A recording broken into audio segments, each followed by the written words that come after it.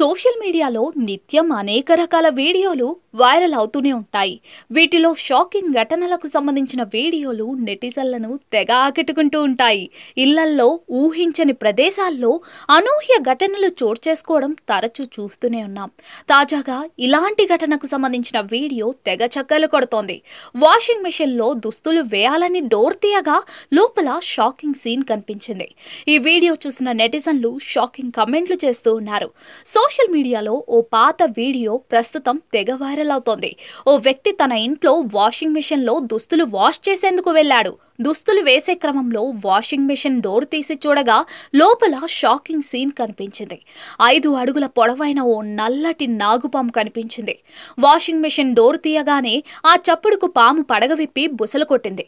ఈ సమయంలో ఏ మాత్రం అజాగ్రత్తగా ఉన్నా కూడా పెద్ద ప్రమాదమే జరిగి ఉండేది. అయితే ముందుగానే పామును గుర్తించడంతో అంతా హమ్మయ్యా అంటూ ఊపిరి పీల్చుకున్నారు.